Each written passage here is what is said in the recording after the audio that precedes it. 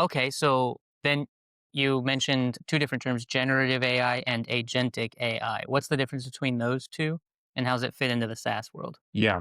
So, generative AI, so you ask the AI to like do some of the stuff for you. Say, for example, you give it a task, like, for example, this podcast, right? Hey, listen to this podcast and summarize this thing for me. So then it would create a summary of the entire conversation. It would listen and produce that. So that would be like a generative AI task. Now, in terms of agentic AI, um, so you let the AI do things. So you give the AI the large language model, and then you give it tools, and then you give it like some memory and tell that these are the conditions that you should follow, and then do things on your own. Now, not only for this one podcast, for all your 100 podcasts, hey agent, automatically listen and then summarize and then edit everything and then publish it as well.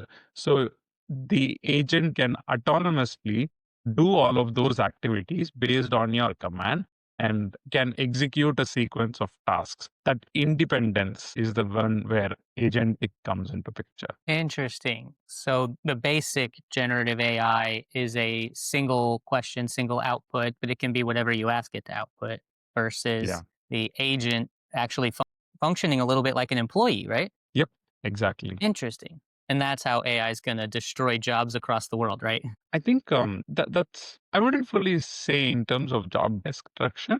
I think there's a nice book from Mustafa Sulaiman, the one who heads like Microsoft's AI research divisions. So in his book, he talks about how with every shift in technology, every wave, people resist the change, but then it actually improves the productivity of the people. And it makes more people get access to things much faster. The tools. So, say for example, Bill Gates had this quote like, "Hey, I if I want to read a book, I can have people do it for me." Now, individuals will have the resources that billionaires have, like to at their disposal. You upload a book, it will read and summarize it for you. So, those are the productivity gains. And if somebody wants to build a website earlier, it takes time and resources. You need SD software development engineers and others to build it. But now you don't need all of that. You write a prompt, hey, build a website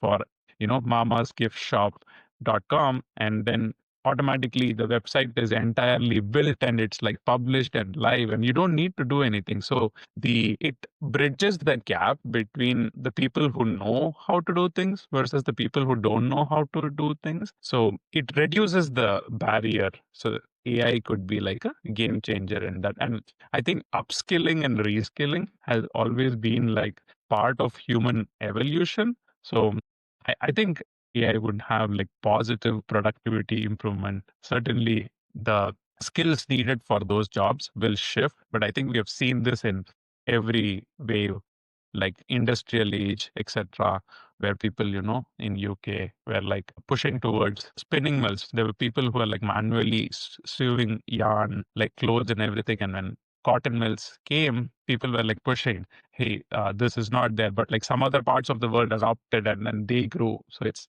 more about like embracing the change and like building, upskilling, and like growing with the change. Right.